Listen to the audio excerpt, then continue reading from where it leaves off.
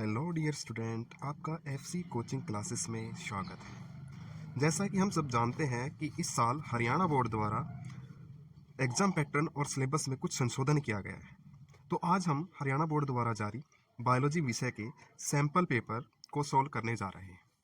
तो जैसा कि हमारे पास सेक्शन ए, इसके अंदर हमें 18 क्वेश्चन देखने को मिलेंगे और ये सभी 18 क्वेश्चन एक एक नंबर के होंगे। तो चलो हम देखते हैं पहला question. The coconut water from tender coconut is. तो जैसे कि कोकोनट हम सभी ने देखा है, जो कच्चा नारियल होता है उसके अंदर हमें पानी देखने को मिलता है। तो वो जो कच्चा नारियल के अंदर जो पानी होता है वो क्या चीज़ है? एक सेलुलर एंडोस्पर्म है, एक फ्री न्यूक्लियर एंडोस्पर्म है, या दोनों सेलुलर और न्यूक्लियर एंडोस्पर्म है, या फिर वो फ्री न्यूक्लियर एम्ब्रियो है। तो हम बात करते हैं एंडोस्पर्म की। तो एंडोस्पर्म जो है एक टाइप का टिश्यू है जो कि सीड के अंदर देखने को मिलता है हमें। ओके, तो ये दो टाइप का हो सकता है। ये बनता कैसे है? ये जब हमारे पास डबल फर्टिलाइजेशन होता है तो जो आपके दो पोलर न्यूक्लियाई होते हैं उनके साथ एक मेल गैमेट फ्यूज करने के बाद हमारे पास क्या बनता है? प्राइमरी एंडोस्पर्म बनता है। अब ये एंडोस्पर्म दो टाइप्स का होता है, या तो सेलुलर एंडोस्पर्म हो सकता है या फिर वो फ्री न्यूक्लियर एंडोस्पर्म होता है। तो कोकोनट की यदि हम बात करते हैं तो इसमें क्या आ जाएगा? Free nuclear endosperm. दूसरा हम बात करें कोकोनट के व्हाइट कर्नेल की, यानी कि जो पार्ट हम खाते हैं, एडिबल जो पार्ट होता है व्हाइट कर्नेल, वो किस चीज़ का होता है? वो बना होता है हमारे पास सेलुलर एंडोस्पर्म का। तो यहाँ से दो क्वेश्चन हो सकते हैं। आपसे व्हाइट कर्नेल पूछा जाए तो सेलुलर एंडोस्पर्म, यदि कोकोनट वाटर पूछा जाए तो हमारे पास इसका आंसर हो जाएगा free nuclear endosperm. Next question, what is apomictic embryo in citrus arise from. तो you know what is apomictic embryo, यानी कि एपोमिक्टिक सीड्स क्या होते हैं? तो वो सीड्स जो बगैर किसी फर्टिलाइजेशन के बने उसको हम क्या कहेंगे? एपोमिक्टिक सीड कहते हैं। यही या फिर हम कह सकते हैं कि it is a type of asexual reproduction, यानी कि एसेक्सुअल टाइप से हम सीड को प्रोड्यूस करते हैं जिसमें बिना किसी गैमेट के, बिना किसी फ्यूजन के, फर्टिलाइजेशन के सीड बनता है। वो क्या कहलाता है? एपोमिक्टिक सीड कहलाता है। तो सिट्रस, सिट्रस की बात करें हम, खट्टे पदार्थ, यानी कि नींबू हो गया, संतरा हो गई, ऐसी बात। तो इनमें जो सिट्रस के अंदर एपोमिक्टिक एम्ब्रियो बनता है वो किसके द्वारा बनता है? तो ये बनता है भैया न्यूसेलस के बारे में। यदि आपको न्यूसेलस के बारे में, या फिर हम कह सकते हैं न्यूसेलस ना दिया गया हो, तो न्यूसेलस की जगह पर देखने को मिलेगा हमें maternal maternal sporophyte, maternal sporophyte tissue. Nucellus की जगह पे हमें क्या देखने को मिल सकता है? मैटरनल सेप्रोफाइट स्पोरोफाइट टिश्यू, या फिर न्यूसेलस देखने को मिलता है। ये दोनों एक ही बात है, ये दोनों एक ही बात होते हैं। तो यहाँ पर हमारा आंसर हो जाएगा इसका न्यूसेलस। नेक्स्ट आता है, a pregnant women is having prolonged labor pain and childbirth has to fast and it is advisable to administer a hormone that can। कहता है कि कोई एक प्रेग्नेंट वुमन है, उसके लेबर पेन, यानी कि जब वो किसी यंग वन को प्रोड्यूस करते हैं तो उसमें जो पेन होता है वो लेबर पेन कहता है कि वो होता है। तो कौन सा हार्मोन या हार्मोन दिया जाना एडवाइज किया जाता है, क्यों? तो वो कहता है कि option A increase metabolic rate. तो यहाँ पर मेटाबॉलिक रेट से कोई लेना देना नहीं है। रिलीज ग्लूकोज इन ब्लड, तो ऐसा भी कुछ नहीं होता। स्टिमुलेट ओवरी, तो ओवरी का काम तो हो चुका है। अब लास्ट ऑप्शन हमारे पास एक्टिवेट स्मूथ मसल्स। तो स्मूथ मसल्स को एक्टिवेट करने के लिए हॉर्मोन्स का एडमिनिस्ट्रेशन किया जाता है, यानी कि एक प्रेग्नेंट वुमेन को हॉर्मोन्स एडमिनिस्ट्रेट किए जाते, दिए जाते, ताकि उसकी जो मसल्स हैं वो एक्टिवेट हो, उनके अंदर कॉन्ट्रैक्शन का प्रोसेस हो। नेक्स्ट क्वेश्चन हमारे पास, a procedure that find used in testing for genetic disorder but is also misused for female feticide। Female foeticide, जैसे कि हम जानते हैं कन्या भ्रूण हत्या, फीमेल फिटिसाइड। तो कहता है कोई एक ऐसा प्रोसेस है जिसके अंदर हम किसी जेनेटिक डिसऑर्डर का पता लगा सकते हैं बट उसका मिसयूज करके हम फीमेल फिटिसाइड को बढ़ावा दे रहे हैं। तो इसमें ऑप्शन दिया गया है लैक्टेशनल एमेनोरिया। लैक्टेशनल एमेनोरिया का मतलब है कि जब बेबी का ब्रेस्ट फीडिंग पीरियड होता है तो उस दौरान मेंस्ट्रुअल फेज टेक्स प्लेस नहीं करता है, तो this is lactational amenorrhoea. Next है अमीनियोसेंटेसिस। अमीनियोसेंटेसिस का मतलब है किसी भी प्रेग्नेंट फीमेल के वुम्ब से, यूट्रस से हम एमनियोटिक फ्लूइड को लेते हैं और उस एमनियोटिक फ्लूइड का टेस्टिंग करते हैं, जिससे उसकी कुछ सेल्स को हम एनालाइज करते हैं, डिटरमाइन करते हैं। देन उसके अंदर न्यूक्लियस से हम क्रोमोसोम्स का पता लगाते हैं। तो वहाँ से हम उसका जो भी बेबी हमारे पास उसका सेक्स डिटर्मिनेशन कर सकते हैं। तो एक तो ये इससे हमें जेनेटिक डिसऑर्डर का पता लग सकता था, बट लोगों ने इसका मिसयूज करना शुरू कर दिया। जैसे फीमेल जो होती थी वुम्ब के अंदर, उसको वहीं पर किल कर दिया जाता था। इस प्रोसेस को हम बोलते हैं फीमेल फीटिसाइड। ओके, नेक्स्ट है आर्टिफिशियल इंसेमिनेशन। तो आर्टिफिशियल इंसेमिनेशन का मतलब है कि भैया direct without any male sex organ के डायरेक्ट स्पर्म्स को ओवरी के अंदर या एग के अंदर इंट्रोड्यूस करना आर्टिफिशियल इंसेमिनेशन कहलाता है। पार्चुरेशन का मतलब है डिलीवरी ऑफ बेबी। जब बेबी फुली डेवलप्ड हो जाती है तो उसका जो डिलीवरी है वो क्या कहलाएगा, पार्चुरेशन कहलाएगा। तो हमारे पास करेक्ट ऑप्शन हो जाएगा इसका एमिनियोसेंटेसिस। नेक्स्ट क्वेश्चन है, in human beings where genotype A B C, capital A capital A capital B capital B capital C represent dark skin colour, small a small a small b small b small c represents light skin color, and capital A capital B capital A small a capital B small b capital C small c represents intermediate skin color pattern, and genetic inheritance can be determined as। तो कहता है कि भाई human beings के अंदर, human beings के अंदर जो स्किन कलर है, स्किन कलर जो है इसके लिए पिगमेंट रिस्पॉन्सिबल होता है जिसको हम बोलते हैं मेलानिन। और ये जो मेलानिन है ये सिक्रेट होता है मेलेनोसाइट से। मेलेनोसाइट ये कुछ सेल्स हैं जो इस पिगमेंट को सिक्रेट करती है। अब एक हमारे पास जीन प्रेजेंट होता है जिसको हम बोलेंगे आपका जीन ए बी सी। ये सभी मिलकर हमारे स्किन कलर को कंट्रोल करते हैं। यदि ये डोमिनेंट है इट मीन्स जो स्किन कलर है वो डार्क होगा, यदि ये रिसेसिव है तो लाइट स्किन कलर होता है, और यदि ये इंटरमीडिएट है तो हमारा स्किन कलर भी कैसा होगा, इंटरमीडिएट होगा। तो इसमें लिखा है पेलियोट्रोपी एंड कोडोमिनेंस। पिलियोट्रोपी का मतलब होता है कि भाई एक जीन मल्टीपल कैरेक्टर्स को कंट्रोल करे, दिस इज पिलियोट्रोपी। कोडोमिनेंस मतलब जिसके अंदर दोनों ही पेरेंट्स अपने आप को एक्सप्रेस कर रहे हैं, इट मीन्स कोडोमिनेंस। नेक्स्ट है पिलियोट्रोपी। पिलियोट्रोपी अगेन वही बात है, इनकम्प्लीट मतलब नॉन ऑफ आइदर मेल और फीमेल या फादर और mother, not express itself. Next है पॉलीजेनिक। पॉलीजेनिक का मतलब है पोली का मतलब मैनी, जेनिक का मतलब जीन। मल्टीपल जीन मिलकर किसी एक पार्टिकुलर ट्रेट को कंट्रोल करें, this is the polygenic. Qualitative मतलब क्वालिटी से। तो यहाँ पर नेक्स्ट ऑप्शन हमारे पास पॉलीजेनिक एंड क्वांटिटेटिव इनहेरिटेंस। तो यहाँ पर किसकी ज़्यादा क्वांटिटी है, किसकी ज़्यादा क्वांटिटी। यदि क्वांटिटी ज़्यादा है it means skin colour dark है, कम है तो लाइट में है, इंटरमीडिएट है बीच के हैं तो स्किन कलर भी इंटरमीडिएट होगा। तो correct option is polygenic and quantitative inheritance.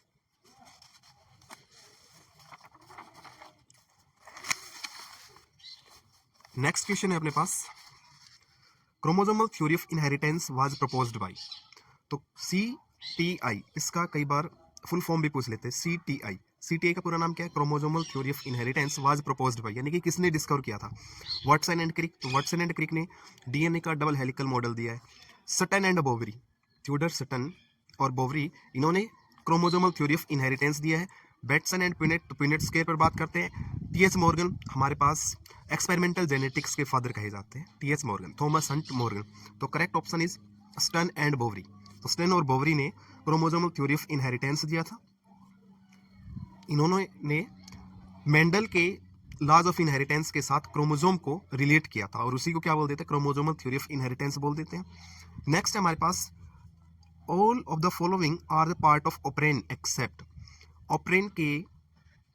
ओपरेन के सभी पार्ट में से कौन सा नहीं है। तो नीचे दिया गया है स्ट्रक्चरल जीन।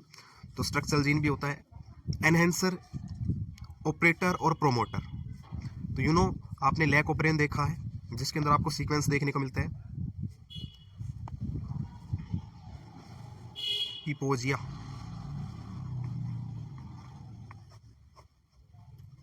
तो ये हमारे पास प्रोमोटर रीजन है, ये हमारे पास प्रोमोटर रीजन है, ये हमारे पास इंड्यूसर है, ये हमारे पास ऑपरेटर रीजन है, ये हमारे पास स्ट्रक्चरल जीन है।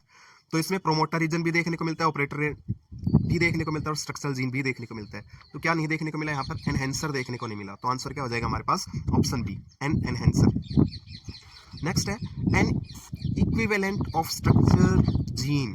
स्ट्रक्चरल जीन क्या है। तो स्ट्रक्चरल जीन जिसके अंदर हम कह सकते हैं कि इंट्रोन और एक्सोन दोनों ही पार्ट देखने को मिलते हैं।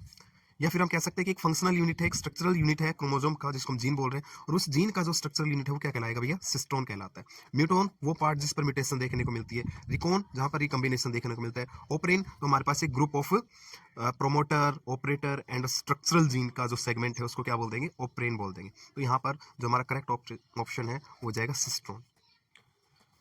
नेक्स्ट है evolution of life so that life from had to train of moving from।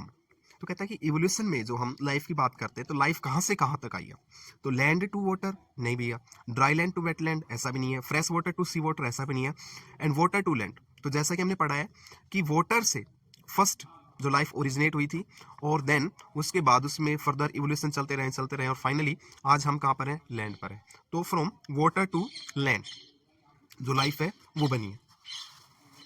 आगे है palaeontological evidences for evolution refers to. Palaeontological, palaeontology, हमें पैलेंटोलॉजी के बारे में पता होना चाहिए। तो पैलेंटोलॉजी का मतलब क्या होता है, study of fossils, fossils dead remains of organisms, plant और एनिमल्स, ये क्या कहलाते हैं, फॉसिल्स। तो फॉसिल्स के जो डेड रिमेन्स हैं वो क्या कहलाएंगे, आपके पैलेंटोलॉजी कहलाएगा। उसकी स्टडी करना पैलेंटोलॉजी कहलाता है। तो पैलेंटोलॉजी के अंदर हम किसकी स्टडी करते हैं, तो हम यहाँ पर ऑप्शन सी के साथ जाएंगे, फॉसिल्स की स्टडी। होमोलोगस ऑर्गन जिनका ओरिजिन सेम हो, स्ट्रक्चर डिफरेंट हो, वो होमोलोगस है। और एनालोगस का मतलब है कि जिनका ओरिजिन डिफरेंट हो और फंक्शन सेम हो, this is analogous organ. Okay, next है which of the following would appears as the pioneer organism on bare rock. जो हमारे पास रॉक्स होती हैं उन पर पाइनियर स्पीसीज का मतलब क्या होता है, पाइनियर स्पीसीज का मतलब जो स्पीसीज सबसे पहले देखने को मिलती है, दीज आर पाइनियर स्पीसीज। तो पाइनियर स्पीसीज होता है हमारे पास, पाइनियर स्पीसीज में बेयर रॉक्स पर पाइनियर स्पीसीज क्या होगी, ग्रीन एल्गी नहीं होता, लाइकेन, लाइकेन क्या होता है, व्हाट इज लाइकेन, तो lichen is the symbiotic association between algae and fungus, fungus और एल्गी का जो सिम्बायोटिक एसोसिएशन है वो लाइकेन कहलाता है। देन लीवरवर्ट्स और मोसेस, तो ये हमारे पास टेरिडोफाइट्स की बात कर रहे हैं। तो यहाँ पर जो हमारे पास बेयर रॉक्स पर जो प्राइमरी स्पीसीज देखने को मिली थी वो थे लाइकेंस, वो थे लाइकेंस। नेक्स्ट है which one of the following is not method of an in situ conservation of biodiversity. ये हमारे लास्ट चैप्टर बायोडाइवर्सिटी से लिया गया है। तो वहां पर हमने पढ़ा था कि कैसे हम बायोडाइवर्सिटी को कंजर्व कर सकते हैं। तो दो तरीके आए थे, इन सिटू और एक्स सिटू, इन सिटू कंजर्वेशन और एक्स सिटू कंजर्वेशन। इन सिटू का मतलब ऑन साइट और एक्स सिटू का मतलब होता है of site. It means in Situ का मतलब, ऑन साइट का मतलब क्या है कि भाई मान लेते हैं कोई हमारे पास एंडेंजर्ड स्पीसीज है या हम कह सकते हैं वल्नरेबल स्पीसीज है, उसको उसी की नेचुरल हैबिटेट के अंदर कंजर्व करना, ये क्या कहलाएगा, इन सिटू कहलाता है। और यदि हम उन स्पीसीज को उठा के किसी दूसरी जगह पर कंजर्व करते हैं तो this is known as ex situ. तो इन सिटू के अंदर हमें बायोस्फीयर रिजर्व्स देखने को मिलते हैं, वाइल्ड लाइफ सेंचुरी भी देखने को मिलती है, बोटेनिकल गार्डन। अब यू नो कि बोटेनिकल गार्डन वो जगह होती है जहां पर प्लांट्स को संरक्षित किया जाता है, प्लांट्स को कंजर्व किया जाता है। तो ये प्लांट्स जो है वहाँ के नेटिव नहीं होते, उनको दूसरी जगहों से लाकर कंजर्व किया जाता है। तो ये क्या हो जाएगा हमारे पास, इन सिटू का एग्जाम्पल बोटेनिकल गार्डन नहीं है। नेक्स्ट सेक्रेड ग्रू, सेक्रेड ग्रू का मतलब है कि हमारे पास कुछ लेक्स, कुछ प्लांट्स, कुछ जगह हमारी धार्मिक आस्थाओं से जुड़ी होती है, रिलीजियस एस्पेक्ट होते हैं उनके, उसको हम क्या बोलते हैं, सेक्रेड ग्रू बोलते हैं। वाइल्ड लाइफ सेंचुरी जहां पर हम एनिमल्स को कंजर्व करते हैं, जहां पर हम एनिमल्स को कंजर्व करते हैं। बायोस्फीयर रिजर्व से, बायोस्फीयर रिजर्व जो है ये यूनेस्को द्वारा MAB प्रोग्राम के तहत एस्टेब्लिश किए गए थे, बनाए गए थे। MAB का पूरा नाम क्या है, MAB का पूरा नाम है मैन एंड बायोस्फीयर। ये एक प्रीवियस ईयर क्वेश्चन है, फुल फॉर्म ऑफ MAB, ये हमारे पास प्रीवियस ईयर क्वेश्चन है। तो MAB का पूरा नाम हमें पता होना चाहिए, मैन एंड बायोस्फीयर। अब इसके अंदर 3 रीजन बनाए जाते हैं, बायोस्फीयर रिजर्व्स के अंदर। सबसे अंदर वाला जो रीजन होता है, जो जोन होता है, इसको हम बोलते हैं कोर जोन। इससे बाहर वाला जोन जो है इसको बोलते हैं बफर जोन, और सबसे बाहर वाला जो जोन है इसको हम बोलते हैं ट्रांजिशन जोन, या हम इसको बोलते हैं रिस्टोरेशन जोन। या हम इसको बोलते हैं रिस्टोरेशन जोन। कोर जोन के अंदर फुली प्रोटेक्शन होता है, there is no human activity any else, किसी भी तरीके की कोई ह्यूमन एक्टिविटी यहाँ पर नहीं होती है, ये फुली प्रोटेक्टेड होता है। बफर जोन के अंदर कुछ ह्यूमन एक्टिविटी हो सकती है अंडर अथॉरिटी, कुछ अथॉरिटी के साथ, like as for study purpose, for research purpose only.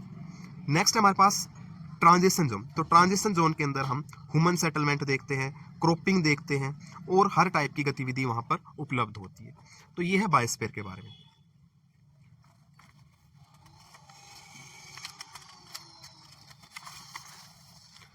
Next question है हमारे पास the maximum growth rate in. तो ये हमारे पास पॉपुलेशन ग्रोथ कर्व से लिया गया है। हमारे पास दो टाइप के ग्रोथ कर्व देखने को मिलते हैं, एक होता है हमारे पास जे शेप और एक होता है हमारे पास एस शेप। तो कहता है कि मैक्सिमम जो ग्रोथ है वो कब देखने को मिलती है, stationary phase, senescent phase, lag phase और एक्सपोनेंशियल फेज। तो पहले हम फेजेस देखते हैं। तो स्टार्टिंग में जो होता है वो होता है हमारे पास लैग फेज, फिर हमारे पास होता है लॉग फेज, लॉग को ही हम क्या बोल देते हैं, एक्सपोनेंशियल फेज बोल देते हैं, और फिर आता है हमारे पास स्टेशनरी फेज, फिर आता है हमारे पास स्टेशनरी फेज। तो जो मैक्सिमम ग्रोथ है वो देखने को मिलती है यहाँ पर लॉग फेज, या हम एक्सपोनेंशियल की बात करते हैं। नेक्स्ट क्वेश्चन है organism capable of maintaining constant body temperature are, कि वो ऑर्गेनिज्म कौन से हैं जो अपना बॉडी टेम्परेचर मेंटेन कर सकते हैं। तो ऐसे हम ऑर्गेनिज्म को हम बोलते हैं हीमोथर्मल। क्या बोलेंगे इनको, होमोथर्मल। अब बात करते हैं स्टेनोथर्मल की। तो स्टेनोथर्मल वो एनिमल है जो एक नैरो टेम्परेचर रेंज पर सर्वाइव करते हैं। जैसे कि हमारे पास हो सकते हैं कुछ इंसेक्ट, जैसे कि हमारे पास हो सकता है क्रोकोडाइल। तो ये कुछ ऐसे ऑर्गेनिज्म हैं जो एक शॉर्ट रेंज पर सर्वाइव करते हैं। पोइकिलोथर्मल, और एक हमारे पास है क्या, कन्फर्मर्स। तो कन्फर्मर्स का मतलब है कुछ ऐसे ऑर्गेनिज्म होते हैं जो अपने इंटरनल एनवायरनमेंट को हाईली इन्फ्लुएंस करते हैं एक्सटर्नल एनवायरनमेंट के साथ। तो यहाँ पर जो हमारा करेक्ट आंसर है वो हो जाएगा हीमोथर्मल। पोइकिलोथर्मल कोल्ड ब्लडेड, यानी कि जो लो टेम्परेचर पर सर्वाइव करते हैं, एक नैरो टेम्परेचर रेंज पर सर्वाइव करते हैं। नेक्स्ट क्वेश्चन है असर्शन रीजन से। तो असर्शन रीजन के अंदर हमारे पास दो स्टेटमेंट्स दी जाती हैं, एक को हम बोलते हैं असर्शन, एक को बोलते हैं रीजन। तो यदि ये दोनों ही रीजन सही हैं और दोनों ही स्टेटमेंट सही हैं और जो रीजन है वो करेक्ट एक्सप्लेनेशन दे रहा है असर्शन का, तो हम ऑप्शन ए के साथ मूव करेंगे। सेकंड बी ऑप्शन है कि दोनों ही स्टेटमेंट सही तो हैं बट रीजन जो है वो करेक्ट एक्सप्लेनेशन नहीं देता असर्शन का। सी ऑप्शन है हमारे पास, कहता है कि असर्शन सही हो सकता है और रीजन फॉल्स हो सकता है। और डी ऑप्शन है both assertion and reason are false, दोनों ही गलत हैं। तो क्वेश्चन नंबर 15 आता है हमारे पास, DNA fingerprinting involve identifying difference in some specific region DNA sequence. तो सही है, डीएनए फिंगरप्रिंटिंग एक ऐसा टेक्निक है जिससे हम ऑर्गेनिज्म टू ऑर्गेनिज्म, यानी कि एक से दूसरे ऑर्गेनिज्म के अंदर हम डिफरेंस बता सकते हैं कुछ स्पेसिफिक रीजन का यूज करके। तो इसमें असर्शन तो ठीक हो गया भैया। Reason in repetitive DNA sequence a small stretch of DNA is repeated many time. तो कहता है कि रिपीटेटिव डीएनए सीक्वेंस के अंदर कुछ ऐसे हमारे पास स्ट्रेचेस होते हैं जो बार बार रिपीट करते हैं कई बार। तो स्टेटमेंट ये भी सही है बट इसमें रीजन जो है वो करेक्ट एक्सप्लेनेशन नहीं कर रहा है आपके असर्शन का, यानी कि यहाँ पर इसमें डीएनए फिंगरप्रिंटिंग के बारे में कोई बात नहीं कही गई है। बात दोनों सही है बट रीजन के अंदर इस चीज के बारे में कोई डिस्कस नहीं किया गया है। तो यहाँ पर हमारे पास ऑप्शन आ जाएगा बी, यानी कि both assertion and reasons are correct but reason is not a true explanation of assertion. Next question है assertion genetic engineering is essentially the alteration of genetic makeup of the cell by deliberate and artificial mean।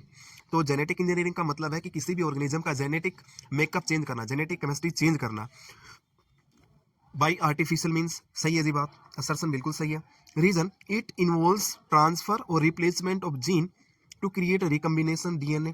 तो कहता है इसके अंदर हम किसी gene को transfer करते हैं, रिप्लेस करते हैं और उस डीएनए को रिकम्बिनेंट बनाएंगे। तो बात ये भी सही है और ये दोनों ही बातें सही हैं और साथ ही हम बताएंगे कि जो रीजन है वो करेक्ट एक्सप्लेनेशन दे रहा है असर्शन का। नेक्स्ट क्वेश्चन है assertion BOD indicates the extent of water pollution by organic waste. You know कि सीवेज ट्रीटमेंट प्लांट के अंदर हमने बीओडी का बात की है, बायोलॉजिकल केमिकल ऑक्सीजन डिमांड। ठीक है। तो यहाँ पर जितना ज़्यादा ऑर्गेनिक वेस्ट है इट मीन्स उतना ज़्यादा उसके अंदर बीओडी है, ये बात सही है। सेकंड है इंक्रीज इन बीओडी, यदि हम बीओडी बढ़ाएं तो कहता है कि जो वेस्ट वाटर के अंदर ऑक्सीजन डिजोल्व है वो कम होती है, तो बात ये भी सही है। बट यहाँ पर इस बीओडी को, ये जो रीजन है ये इस असर्शन को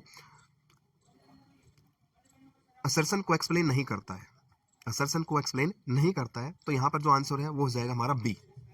नेक्स्ट है assertion roundworm is endoparasite of human intestine. तो कहता है कि जो राउंडवॉर्म है वो हमारे ह्यूमन इंटेस्टाइन के अंदर एक पैरासाइट के जैसे रहता है, तो हम उसको एंडोपैरासाइट बोलते हैं, तो बात ही सही है। Second, improperly cooked food is the source of intestinal infection. तो कहता है कि हम अच्छे से यदि फूड को नहीं पकाते तो हमारे इंटेस्टाइन के अंदर इन्फेक्शन करवा सकता है, तो बात ये भी सही है। तो दोनों ही बातें सही हैं, बट यहाँ पर जो रीज़न है वो हमें इस राउंडवॉर्म के बारे में कुछ नहीं बता रहा। मीन्स जो हमारा रीज़न है वो असर्शन को करेक्टली एक्सप्लेन नहीं करता है। इट मीन्स जो आंसर है वो हो जाएगा हमारा ऑप्शन डी। तो आपको ये वीडियो कैसी लगी कमेंट में ज़रूर बताएं। वीडियो वॉच करने के लिए धन्यवाद।